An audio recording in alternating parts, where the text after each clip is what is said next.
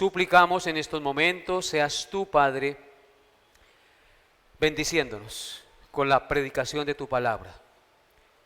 Por favor, dispón nuestra mente y corazón. Quita toda distracción, Señor, y concéntranos en el mensaje.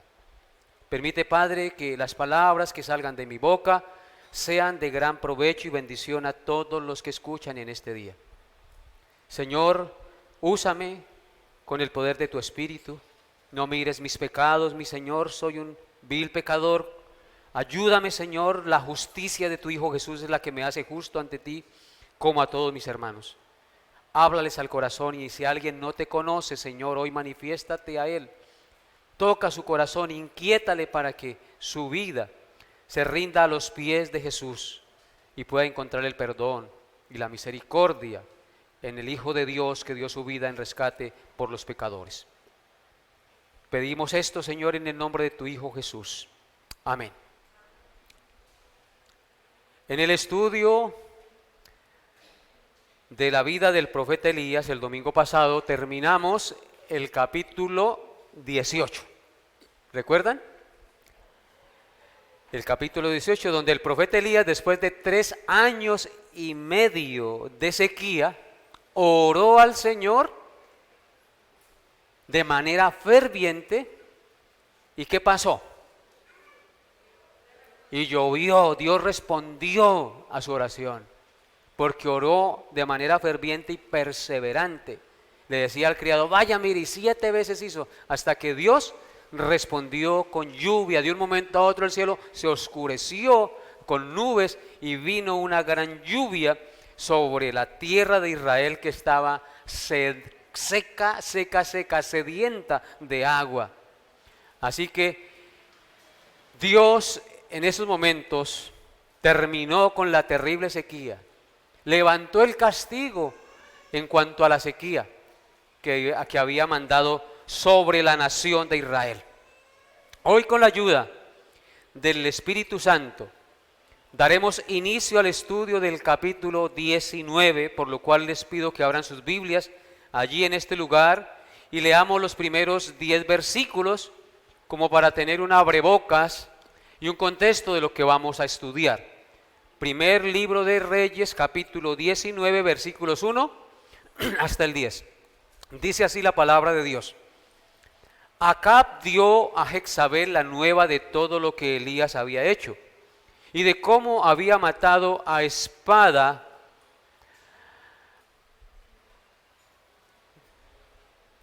a todos los profetas. Entonces envió Jezabel a Elías un mensajero diciendo, así me hagan los dioses y aún me añadan, si mañana a estas horas yo no he puesto tu persona como uno de ellos. Viendo pues el peligro, se levantó y se fue para salvar su vida. Y vino a Beerseba, que está en Judá, y llegó allí y dejó allí a su criado. Y él se fue por el desierto un día de camino, y vino y se sentó debajo de un enéboro, y deseando morir se dijo, basta ya, oh Jehová, quítame la vida, pues no soy yo mejor que mis padres. Y echándose debajo del enebro, se quedó dormido. Y he aquí, luego un ángel le tocó y le dijo, levántate, come. Entonces él miró y he aquí a su cabecera una torta cocida sobre las ascuas y una vasija de agua. Y comió y bebió y volvió a dormirse. Y volviendo el ángel de Jehová la segunda vez, lo tocó diciendo, levántate y come, porque largo camino te resta. Se levantó pues y comió y bebió, y fortalecido con aquella comida, caminó 40 días y 40 noches hasta Horeb, monte de Dios. Y allí se metió en una cueva, donde pasó la noche, y vino a él la palabra de Jehová, el cual le dijo, ¿qué haces aquí, Elías? Y él respondió, he sentido un vivo celo por Jehová, Dios de los ejércitos, porque los hijos de Israel se han dejado a tu pacto, han derribado tus altares y han matado a espada a tus profetas, y solo yo he quedado y me buscan para quitarme la vida. Amén. Ese pues es el contexto de lo que vamos a empezar a estudiar el día de hoy. Hoy meditaremos en los versículos 1 al 5, el versículo 5 solo hasta la parte A del versículo 5. La enseñanza lleva por título Debajo del enebro. Debajo del enebro. Este pasaje de los versículos 1 al 5a nos muestra tres cosas. En el versículo 1 nos muestra el informe de Acab a Jezabel. En el versículo 2 nos muestra la amenaza de Jezabel a Elías. Y en los versículos 3 al 5a nos muestra la reacción de Elías a la amenaza de Jezabel. Así que vamos a ver cada una de estas tres partes. Veamos nuestro primer encabezado. El informe de Acab a Jezabel. Versículo 1 dice: Acab dio a Jezabel la nueva de todo lo que Elías había hecho y de cómo había matado a espada a todos los profetas. Vemos en este primer versículo cómo el rey Acab viene a su mujer y le da la nueva de todo lo que había sucedido allá en el Monte Carmelo. Le cuenta a su malvada y pagana mujer todo lo que había pasado allí en la cumbre del Monte Carmelo. Lo primero que nos llama la atención acerca de estas palabras es que el rey en su informe hace énfasis en lo que Elías había hecho con los 400 sacerdotes de Baal. ¿Qué había hecho Elías con los 450 sacerdotes de Baal? ¿Los había qué? Degollado. Acab hace énfasis, porque el texto dice de cómo Elías había hecho con los sacerdotes. Entonces, hace énfasis en eso, de cómo Elías los había matado a espada.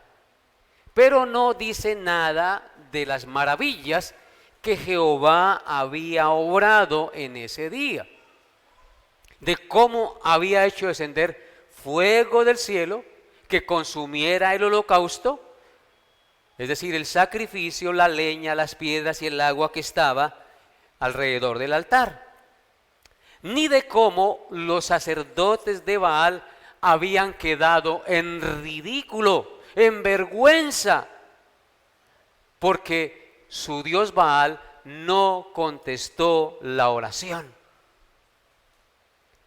Ni tampoco nos dice el texto que dio informe de cómo por la oración de Elías había venido la lluvia sobre la tierra tan esperada.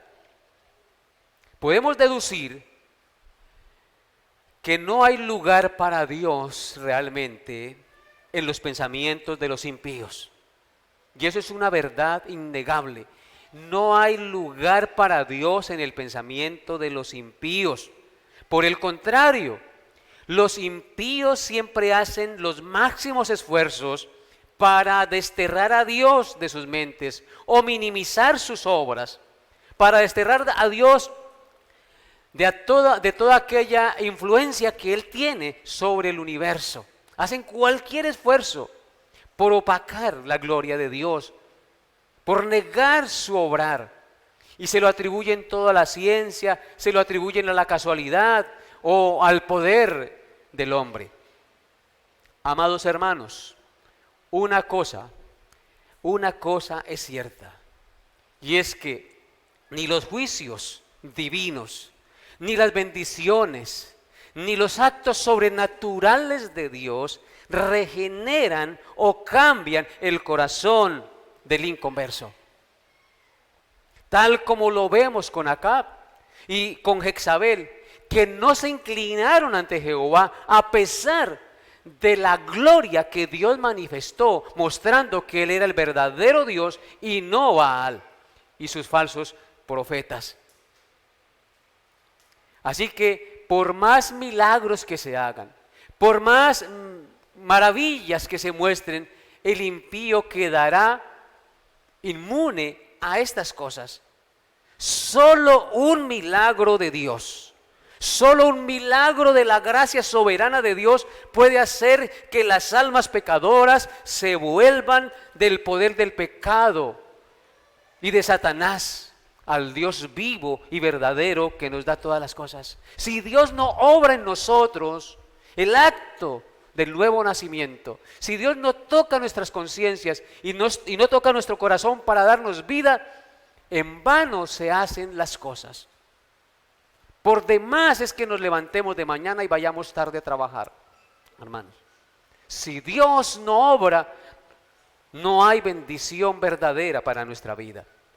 Observen lo que dice Hechos, capítulo 16, 13 al 15, acerca de esta verdad. Hechos 16, 13 al 15, sin perder ahí el texto de estudio. Dice así: y un día de reposo salimos fuera de la puerta junto al río, donde se solía hacerse la oración, y sentándonos hablamos a las mujeres que se habían reunido. Entonces una mujer llamada Lidia, vendedora de púrpura de la ciudad de Tiatira, que adoraba a Dios, estaba oyendo. Y el Señor, ¿qué hizo? Abrió el corazón de ella para que estuviese atenta a lo que Pablo decía. Y cuando fue bautizada y su familia nos rogó diciendo: si habéis juzgado que yo sea fiel al Señor, entrad a mi casa y posad, y nos obligó a quedarnos allí. Vemos aquí que en un día de de reposo, salieron al lugar donde se hacía la oración, cerca al río, y Pablo, aprovechando en su viaje misionero, salió allí a hablar con las mujeres que se habían reunido. Y una mujer llamada Lidia, vendedora de púrpura de la ciudad de Tiatira, que adoraba a Dios pero no conocía al Dios verdadero, no conocía a Cristo, no conocía el Evangelio, estaba oyendo lo que Pablo enseñaba. Y en esos momentos que Pablo estaba enseñando, dice el texto que el Señor abrió el corazón de ella para que estuviese atenta a lo que Pablo decía. Yo ruego hoy que Dios abra el corazón de todos ustedes, a los creyentes y no creyentes, para que estén atentos a lo que la palabra de Dios dice. Porque sólo así podremos crecer como creyentes, si ya somos hijos de Dios. Y sólo así el inconverso podrá creer, arrepentirse y venir a los pies del Salvador. Si Dios abre su entendimiento, si Dios abre su corazón para que entienda y comprenda el mensaje de Dios. De lo contrario, no se podrá hacer así. En el verso 15 dice que esta mujer creyó y se bautizó, dice, y cuando fue bautizada, porque creyó el Evangelio, y su familia se bautizó con ella, nos rogó diciendo: si habéis juzgado que yo sea fiel al Señor, entrad en mi casa y posad, y nos obligó a quedarnos. Si notan que la persona cuando cree da testimonio público de su fe en Cristo a través del bautismo. Hermanos, es innegable esta verdad. Dios es el que abre el corazón. Y vemos allí en Acaya y en Jezabel que ellos siguieron inmunes, con oídos sordos y corazón endurecido, a pesar de que vieron tantas cosas de Dios, de que entendieron que Dios, Jehová de los ejércitos, era el que había hecho llover, había descendido fuego del cielo para consumir el holocausto. Observen lo que dice ahora Apocalipsis 9, 20 al 21 rápidamente. Apocalipsis 9, 20 al 21. Dice: y los otros hombres que no fueron muertos con estas plagas, ni aun así se arrepintieron de las obras de sus manos, ni dejaron de adorar a los demonios y a las imágenes de oro, de plata, de bronce, de piedra y de madera, las cuales no pueden ver, ni oír, ni andar. Y no se arrepintieron de sus homicidios, ni de sus hechicerías, ni de su fornicación, ni de sus hurtos. Terrible, hermanos, lo que acabamos de leer aquí respecto al corazón endurecido de los impíos. Que ni aún Dios enviando juicios sobre su vida, enfermedades, desgracias, calamidades, ni aún así se arrepienten y piden perdón a Dios. Dice aquí el texto, y no se arrepintieron de sus homicidios, ni de sus hechicerías, ni de su fornicación, ni de sus hurtos, a pesar de que estaban experimentando los juicios de Dios. ¿Qué estaba experimentando Israel? ¿Qué experimentó el rey? ¿Qué experimentó Jezabel y todo su séquito? Los juicios de Dios. ¿Y se arrepintieron? No, mantuvieron endurecidos en su corazón como una roca. Así que solo el poder de Dios puede hacer volver el corazón del impío a Él. Así que por eso que no debemos confiar en nuestras estrategias. Debemos confiar es en el Dios, que cuando hablemos, Dios toque el corazón de esa persona. No mis palabras, no mi elocuencia, sino que Dios quizás tenga misericordia y toque la conciencia de esa persona a la que le estamos hablando. Nacemos no por voluntad de carne, ni por voluntad de varón, sino por voluntad de ¿quién? De Dios. Veamos nuestro segundo encabezado. La amenaza de Jezabel a Elías. La amenaza de Jezabel a Elías. Versículo 2 de Primero de Reyes 19. Dice, entonces envió Jezabel a Elías un mensajero diciendo, así me hagan los dioses y aún me añadan, si mañana a estas horas yo no he puesto tu persona como la de uno de ellos. Podemos ver, hermanos, el efecto producido por el informe de Acab en la altiva, dominante y agresiva Jezabel. Acab no hizo énfasis en los milagros de Dios ni en la grandeza de Dios, hizo énfasis en la muerte de sus sacerdotes. Así que, hermanos, vemos cómo reacciona esta mujer. Este informe hirió su amor propio y encendió su furia de tal modo que solo podía calmarla con la muerte inmediata del siervo de Dios, que según ella era el causante de su rabia y su frustración, de sus desgracias, porque había puesto en ridículo su religión. Entonces envió Jezabel a Elías un mensajero diciendo, así me hagan los dioses y aún me añadan, si mañana a estas horas yo no he puesto tu persona como la de uno de ellos. El corazón de Jezabel era perverso, hermanos. Era una mujer astuta, sin escrúpulos, despiadada, manipuladora. Realmente era ella la que tenía el poder detrás del trono.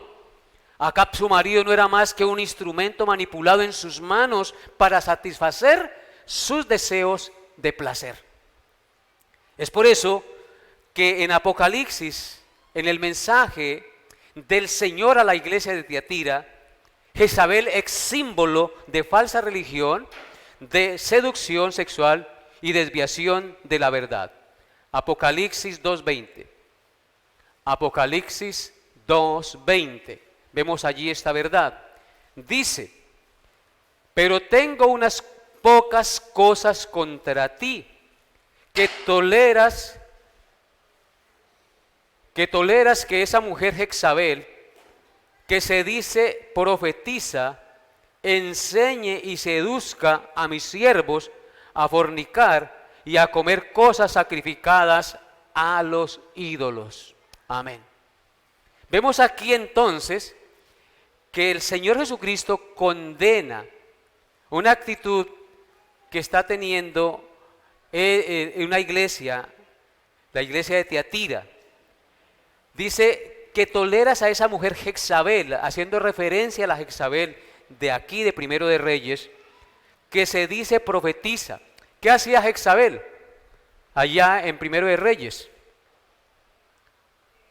Era la profetisa. Era la que decía que la religión verdadera era la de ella y puso profetas. Era la que mandaba, era la que lo sustentaba. Y había sacado corriendo y perseguido a los siervos del Señor. Era profetisa, y que enseñe y seduzca a mis siervos a fornicar y a comer cosas sacrificadas a los ídolos. Así hizo Jezabel allá en Primero de Reyes. Enseñó una falsa religión y puso al pueblo rendido a los pies de Baal. Era una mujer manipuladora, astuta. Así que esta mujer es símbolo de falsa religión, de seducción sexual y desviación de la verdad. Cuando oyó que Elías había matado a los sacerdotes, se volvió como una fiera, jurando con jactancia, escúchenlo bien, jurando con jactancia por sus dioses que Elías sería muerto y sufriría la misma suerte que sufrieron sus sacerdotes, sus profetas. En estas palabras de Jezabel vemos no solamente ira, sino jactancia y altivez, porque habla como si ella fuera la que determinara la vida o la muerte del siervo de Dios. Mañana a esta hora lo voy a matar. Está hablando con jactancia. ¿Quién es el que determina quién vive y quién muere?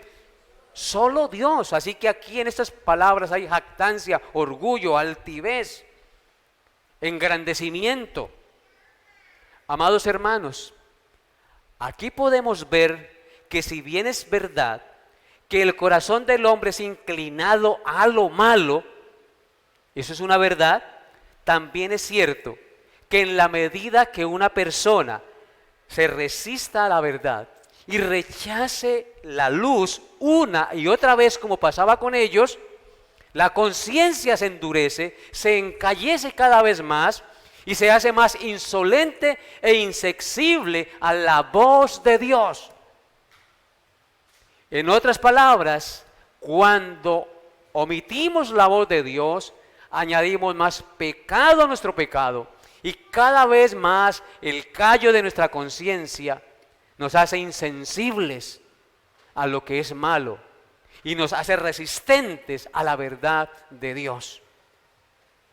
Por eso es que a nuestros niños debemos influenciarlos con el bien, con los principios eternos de la palabra de Dios lo que más podamos. Hay que orar por ellos, enseñarles y mostrarles buen ejemplo, porque el mundo está por todas partes enseñando sus filosofías, y si nosotros no trabajamos en ellos, el mundo hará lo que usted no hace. ¿O no es así?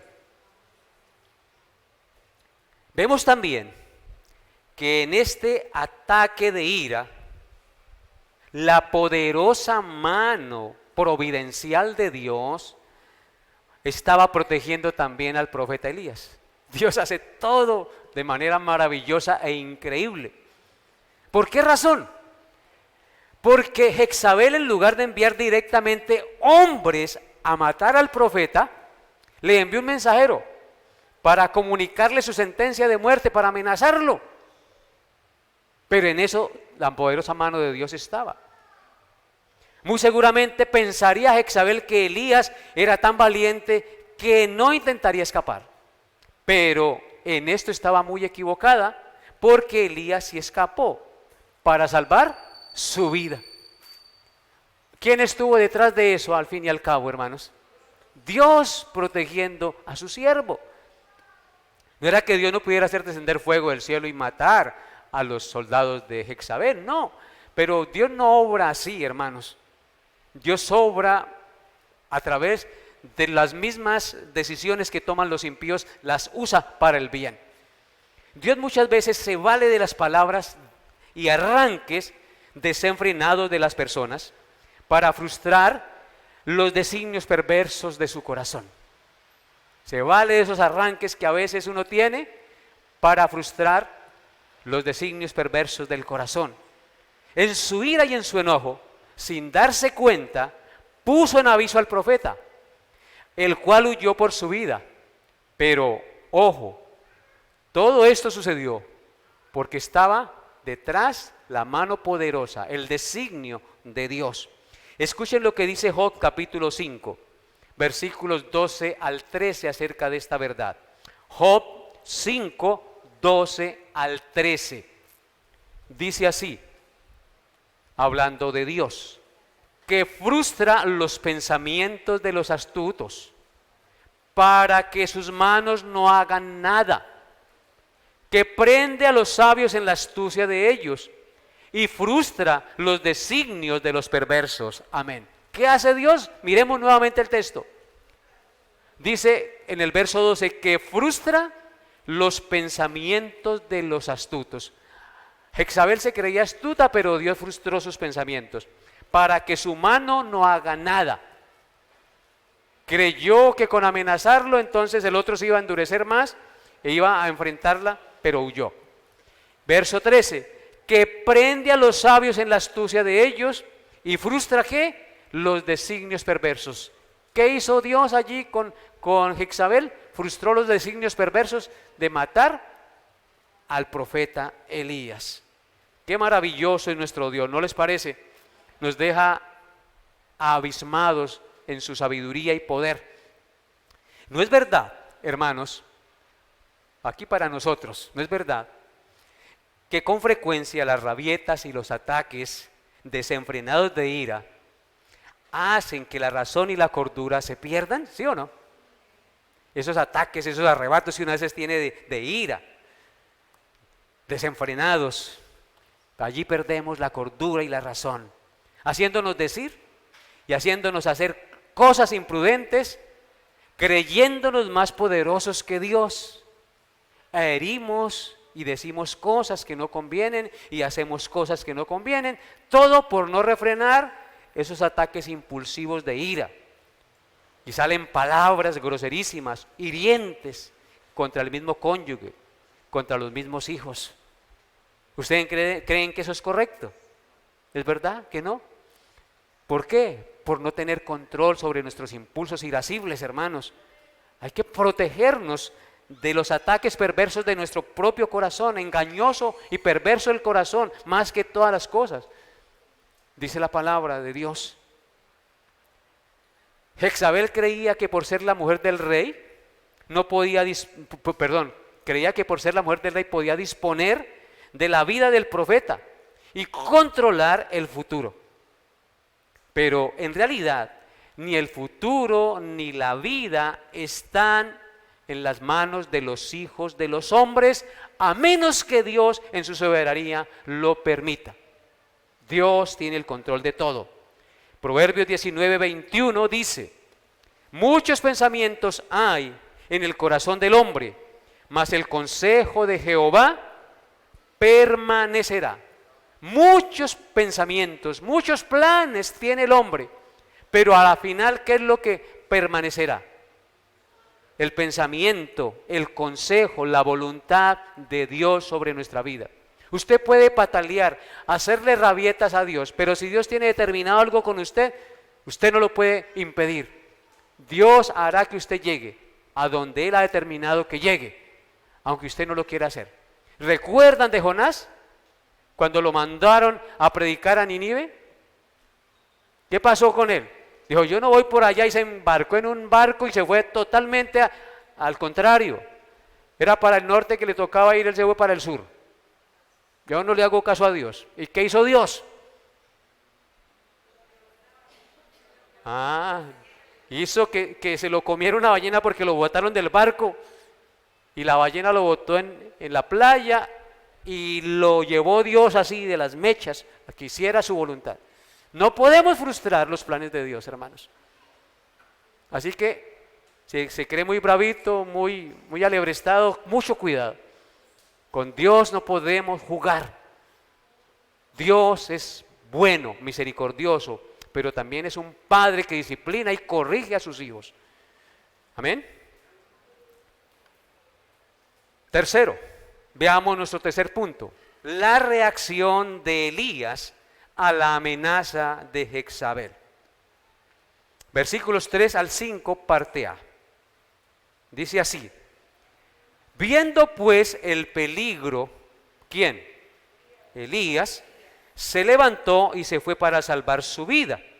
Y vino a Beerseba, que está en Judá, y dejó allí a su criado.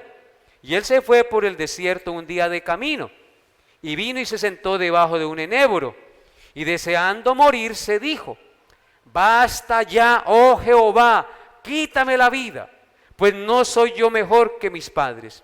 Y echándose debajo del enebro, se quedó dormido. Hasta ahí vamos a mirar hoy.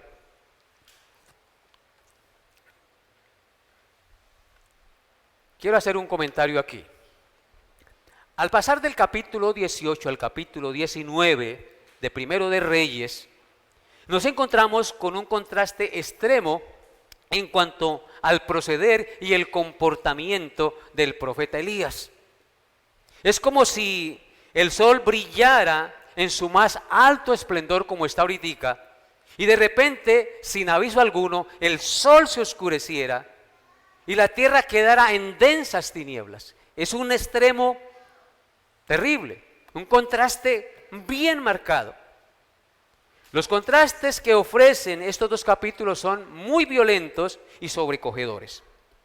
Mientras que en el capítulo 18, Elías era un siervo lleno de fe, valentía y obediencia incuestionable al Señor. Como ustedes lo han visto, obedecía: váyase para el arroyo de Querid y allá lo alimentaré con cuervos, de que le traerán pan y carne por la mañana y carne por la tarde. Él obedecía incuestionablemente al Señor.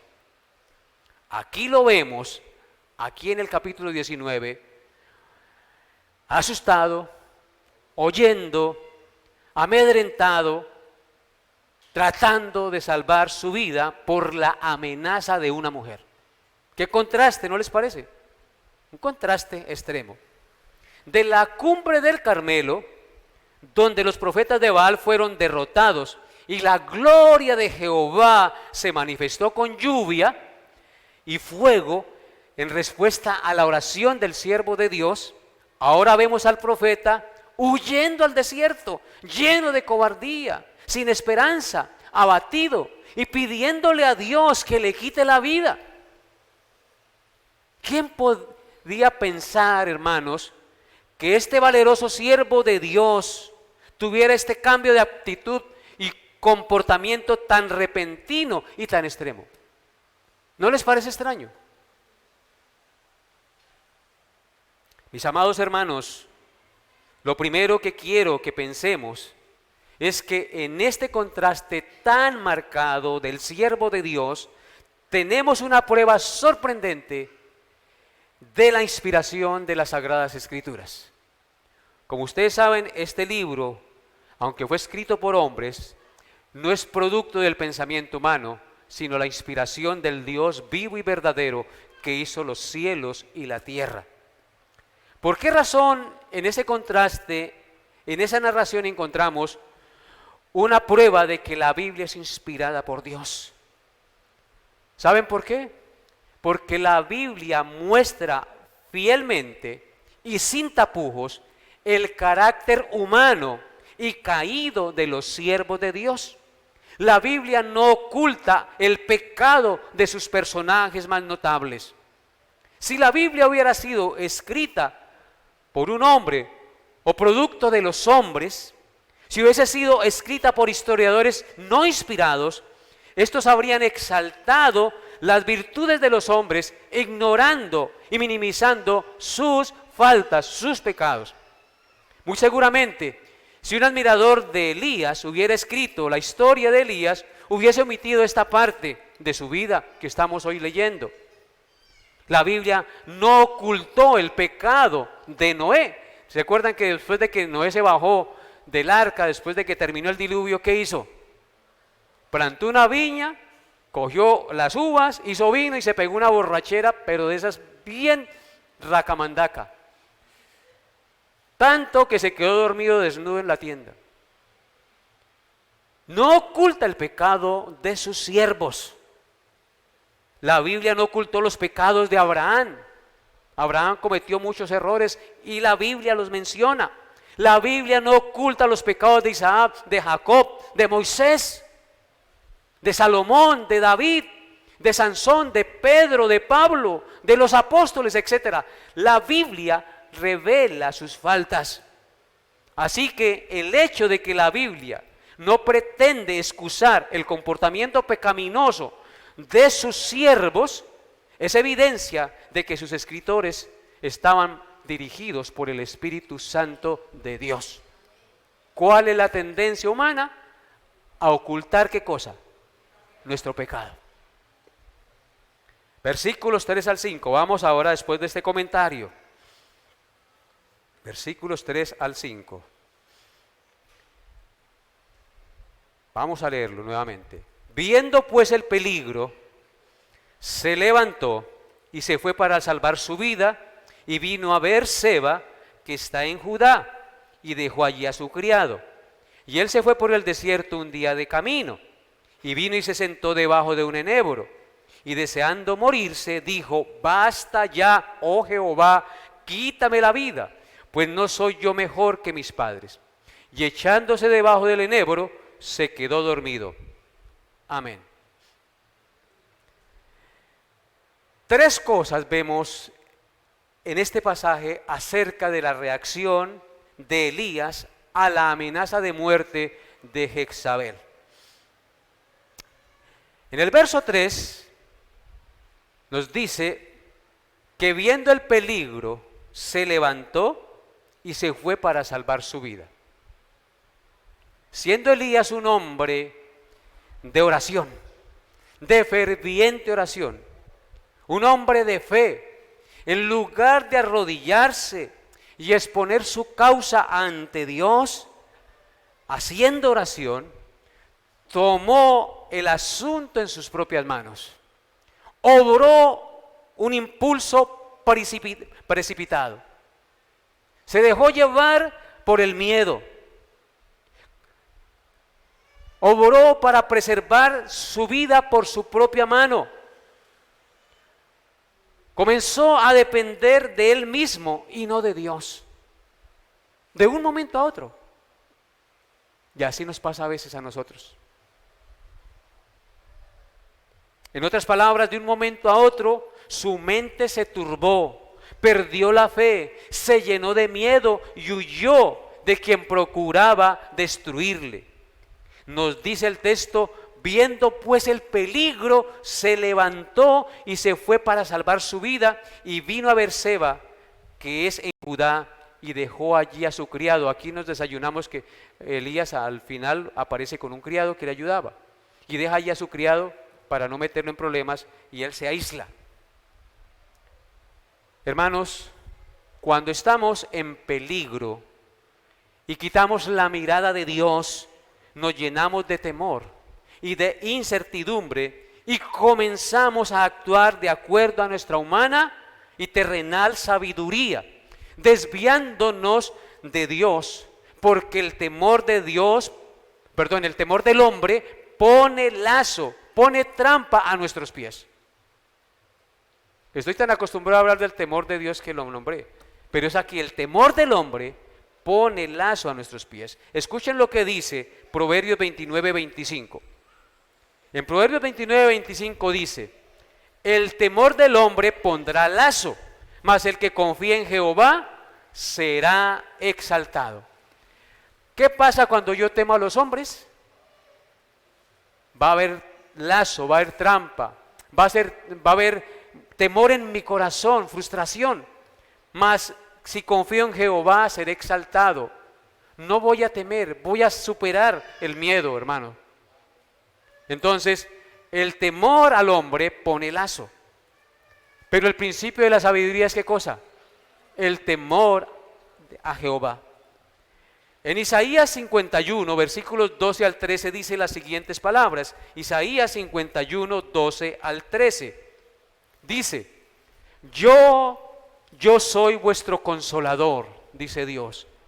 ¿Quién eres tú para que tengas temor del hombre, que es mortal, y el hijo del hombre, que es como heno? ¿Y ya te has olvidado de Jehová tu hacedor, que extendió los cielos y fundó la tierra?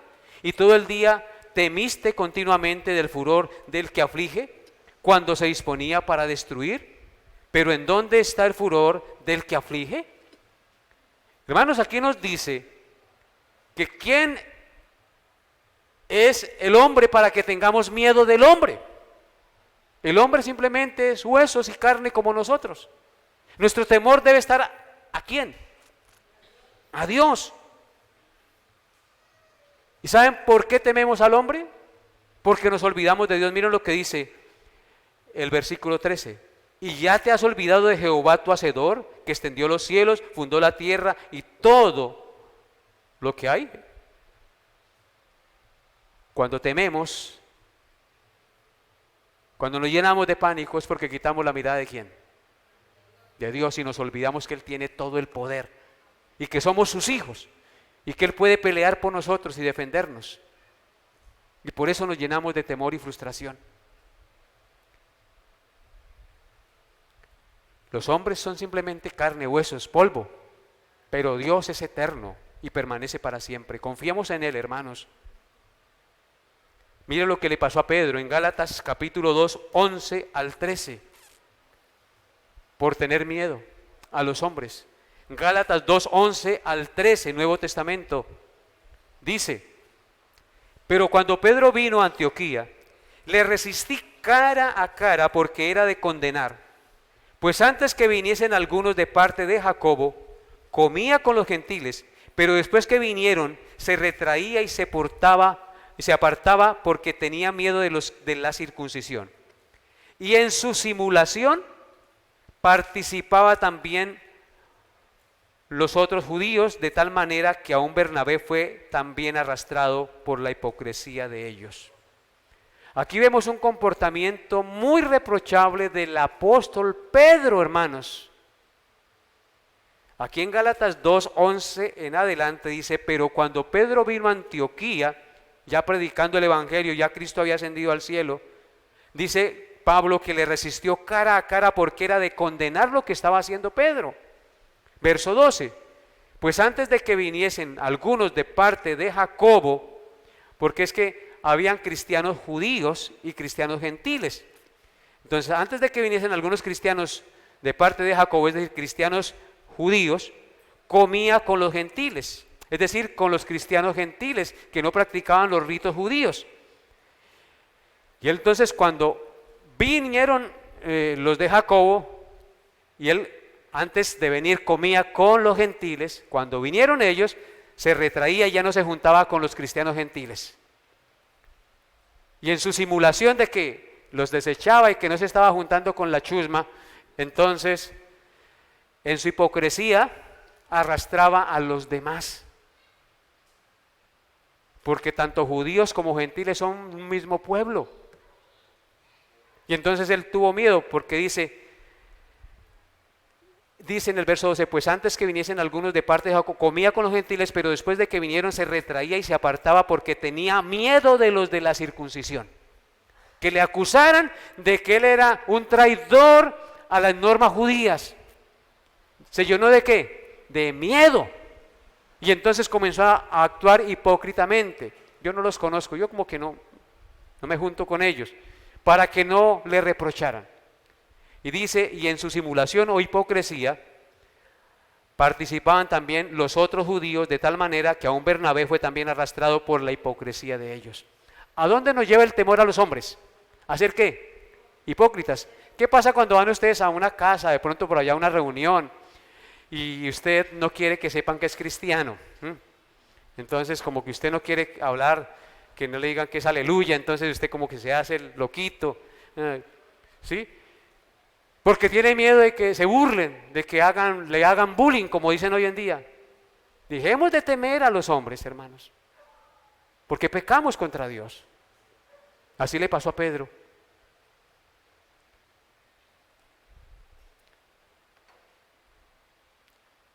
¿Qué dice Mateo 10, 28?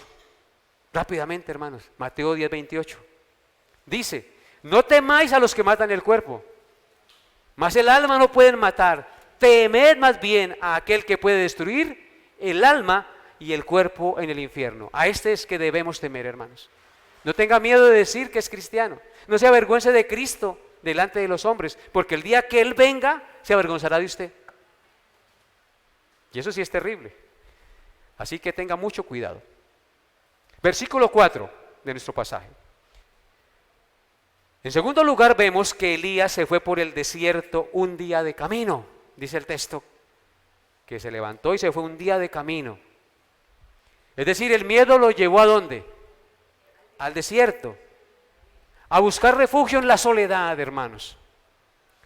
Caminó de manera desesperada todo un día huyendo lo más lejos posible del peligro de las amenazas de Jezabel.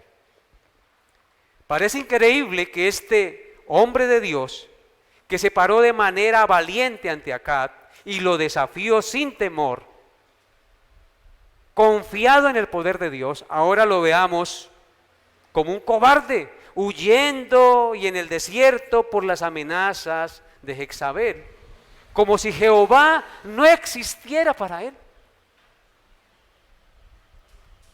El texto continúa diciendo que Elías, después de caminar todo un día por el desierto, vino y se sentó cansado y abatido de caminar y de miedo también, debajo de un enebro. El enebro es un árbol frondoso, tipo arbusto que crece entre unos 5 y 10 metros de altura, sobre todo en los lugares desérticos. Allí ofrece sombra. El enebro en este pasaje simboliza abatimiento, aplastamiento y frustración. Eso simboliza en este pasaje el enebro. ¿Qué cosa? Abatimiento, aplastamiento y frustración. No es que el árbol sea malo, ¿no? Elías en estos momentos estaba debajo del enebro del abatimiento, debajo del enebro del temor y de la desesperanza. En realidad Elías estaba pasando por momentos muy difíciles, por una profunda crisis de fe depresiva. Así estaba el profeta Elías, en una profunda crisis de fe depresiva. Debajo de este enebro, Elías manifestó 3 cosas de los muchos síntomas que, según los profesionales de la salud mental, manifiestan algunas personas cuando se deprimen. En primer lugar, Elías deseaba morirse. Dijo: basta ya, Jehová, quítame la vida. En segundo lugar, se compara con los demás. No soy mejor que mis padres, dice. Y en tercer lugar, se acostó a dormir. Echándose debajo del enebro, se durmió. Veamos una de estas, una a una estas 3 cosas. Elías deseaba morirse. Dijo: basta ya, Jehová, quítame la vida. De un momento a otro, cambió de actitud y no soportó la presión, lleno de pánico, huyó al desierto, es decir, se aisló. La persona deprimida de un momento a otro, por algún problema económico, familiar, laboral, académico, quita la mirada de Dios porque ve los problemas más grandes que Dios, se desespera y comienza a aislarse, a dejar de venir a la iglesia, a no encontrarle sentido a su existencia, a no orar, o a orar como un loro, simplemente a repetir pero sin estar concentrado en lo que dice, a tal punto que no quiere seguir viviendo, sino que desea morirse. En segundo lugar, el texto nos muestra que Elías se compara con los demás. No soy yo mejor que mis padres. Seguramente él tenía una alta estima de sí mismo en esos momentos que estuvo allí en la cumbre de su fe, pero ahora ve que no es mejor que sus padres. Una mala costumbre que tenemos, hermanos, y que produce muchas frustraciones y que deprime más a las personas, es compararnos con las demás personas. Elías se compara con sus padres y llega a la conclusión de que no es mejor que ellos. Se frustra y se amarga. Uno de los apartes del poema de Desiderata. ¿Cuántos han escuchado el poema de Desiderata? Es muy antiguo, de Desiderata. Dice, y es muy cierto: si te comparas con los demás, te volverás vano y amargado, pues siempre habrán personas más grandes y más pequeñas que tú. ¿Es verdad eso? No debemos compararnos con los demás porque nos vamos a amargar o nos vamos a engrandecer. Cualquiera de las dos cosas. Porque siempre van a haber personas más grandes o más pequeñas que nosotros. ¿Recuerdan de aquel que subió al templo a orar y también iba un publicano a orar? ¿Qué hizo este fariseo, que era un religioso muy devoto? Comenzó a compararse con él y dijo: Señor, te doy gracias porque no soy como ese publicano, pecador, que no va a la iglesia.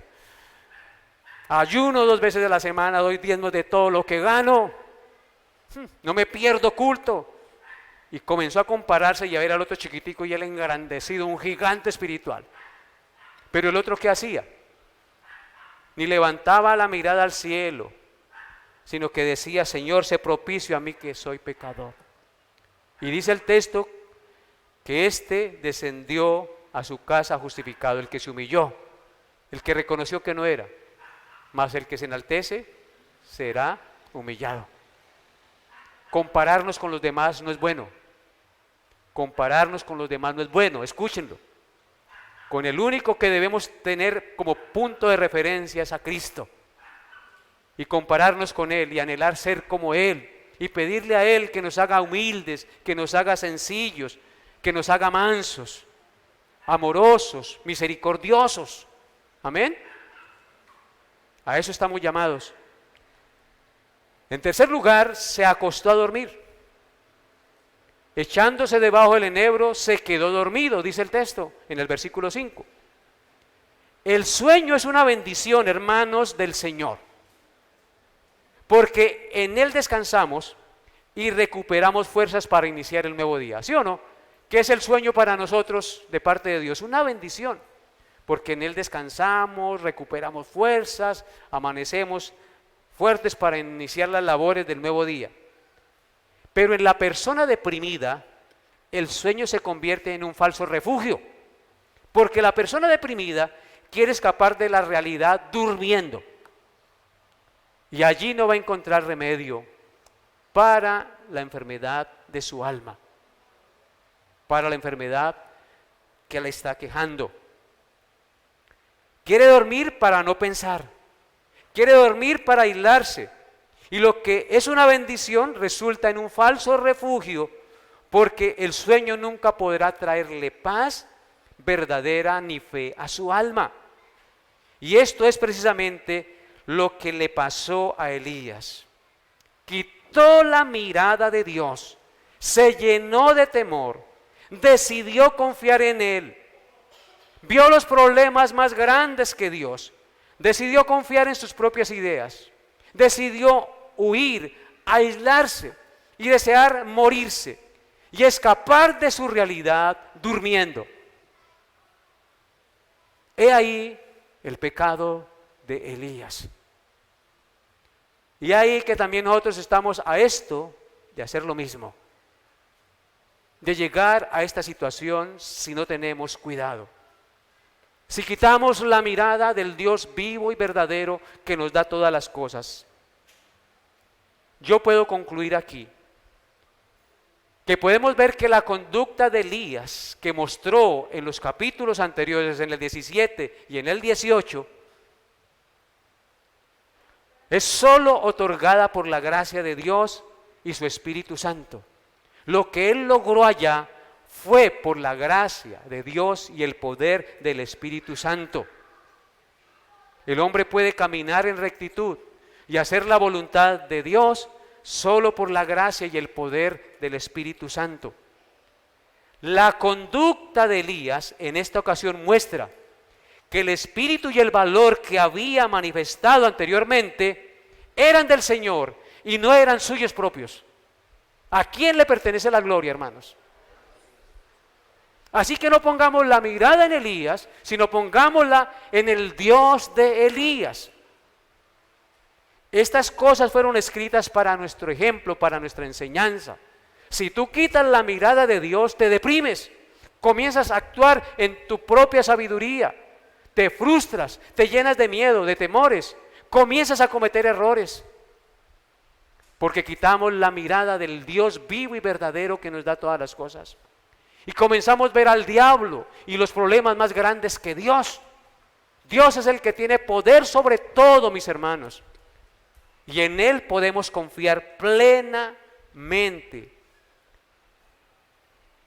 Salmo 27:9 dice el salmista lo siguiente, Salmo 27:9, no escondas tu rostro de mí, no apartes con ira a tu siervo, mi ayuda has sido, no me dejes ni me desampares, Dios de mi salvación. Así debemos clamar nosotros, no me dejes, Señor, no me desampares, tú eres el Dios de mi salvación. Tenemos a quien acudir, tenemos en quien confiar, tenemos en quien descansar, hermanos. ¿En quién está confiando? ¿En quién está descansando, mi amado hermano? Mi amada hermana que me escucha en esta mañana. Salmo 42, verso 5 dice, Salmo 42, verso 5, ¿por qué te abates, oh alma mía, y te turbas dentro de mí? Espera en Dios, porque aún he de alabarte, salvación mía y Dios mío. Eso es lo que debemos hacer, clamar al Señor con espíritu ferviente, poner la mirada en el Salvador, puestos los ojos en Jesús, el autor y consumador de la fe. Y si el alma nuestra se quiere abatir, hablarnos a nosotros mismos y decirle, ¿por qué te abates, oh alma mía, y te turbas dentro de mí? Espera en Dios, alma mía, porque aún he de alabarte, Señor, salvación mía y Dios mío. He ahí nuestra confianza, he ahí nuestra seguridad, hermanos, en la roca eterna de nuestra salvación. ¿Por qué te abates, oh alma mía? ¿Por qué te turbas dentro de mí? Espera en Dios. Mi amado hermano, mi amada hermana, espera en Dios, confía en Dios. Quiero terminar el día de hoy diciéndole, no huyas al desierto, ni te metas debajo del enebro, si no estás con Dios, porque resultarás deseando morirte. No camines en este mundo sin Dios. La iglesia es un medio de gracia. Aquí nos animamos, aquí nos exhortamos, aquí cantamos al Señor. Aquí somos ayudados por Dios. La Biblia dice en el Salmo 133, mirad cuán bueno y cuán delicioso es habitar los hermanos juntos en armonía. Porque allí envía Jehová bendición y vida eterna, hermanos.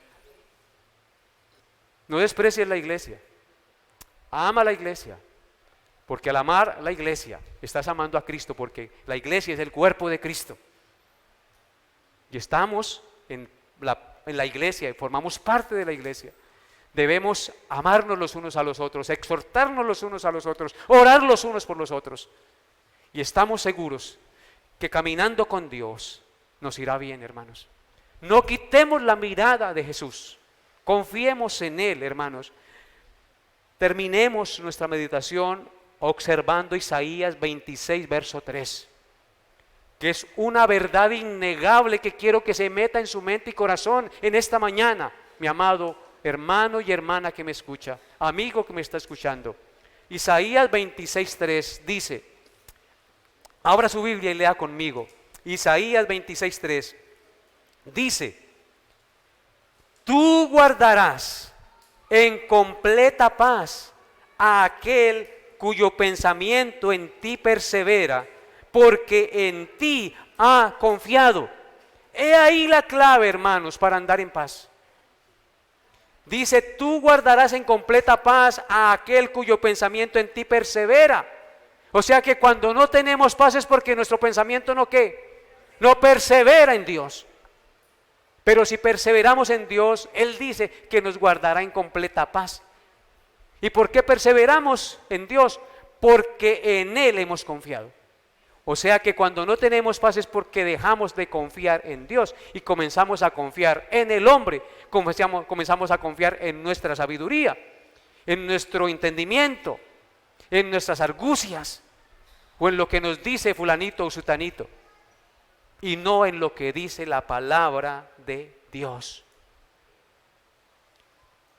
Así que hermanos, tengamos mucho cuidado y no se crea el super espiritual, porque los hombres más fuertes como Elías aún se abaten y caen en situaciones difíciles. Pero esto está escrito para nuestro ejemplo. No quitemos la mirada del Salvador y andaremos en completa paz en medio de las dificultades y adversidades que tenemos que enfrentar. Amén. Y nunca ponga usted la mirada en un hombre, porque los hombres lo van o la van a desilusionar. El único que no nos desilusiona es Jesucristo. Puesto los ojos en Él, miremos al Salvador y caminemos la carrera que tenemos por delante, tomados de su mano, porque Él ha prometido estar todos los días con nosotros hasta el fin del mundo. Que Dios les haya hablado a su corazón. Colóquense de pie, vamos a orar. Amado Dios, gracias por este día hermoso. Gracias por habernos reunido hoy como tu pueblo a escuchar tu palabra. Dedicar este tiempo para ti, Señor, porque tú eres nuestro Dios, porque tú eres nuestro Redentor. Nos has dado tu Santo Espíritu. Hoy entendemos que sin ti nada somos. Hoy entendemos que si quitamos la mirada de ti, nos deprimimos y deseamos morirnos y no le hallamos sentido a nuestra existencia y queremos huir de la realidad en cosas que no nos traen paz. Solo tú traes paz, porque tú guardarás en completa paz a aquel cuyo pensamiento en ti ha confiado, en ti persevera, porque en ti ha confiado, mi Señor. Gracias, gracias por este maravilloso privilegio y esta grandiosa promesa de tu palabra. Señor, yo te ruego que hoy sane los corazones, que tu mano poderosa y bendita traiga paz, consuelo y fortaleza al que está decaído y deprimido, Señor. Que sea tu Santo Espíritu levantándolo, dándole ánimo para que pueda caminar en fe y en obediencia a ti, gozoso de saber que somos hijos de Dios y de que ni la muerte ni la vida, ni ángeles ni principados, ni lo presente ni lo porvenir nos podrán separar del amor de Dios que es en Cristo Jesús, Señor nuestro. Gracias por tu palabra y gracias por las familias aquí representadas. Te ruego que las lleves en tu paz y que las guardes de todo mal durante la semana y que afirmes la fe en sus corazones para que confíen cada día más en ti. Te lo pido en el nombre glorioso de Cristo Jesús. Amén y amén.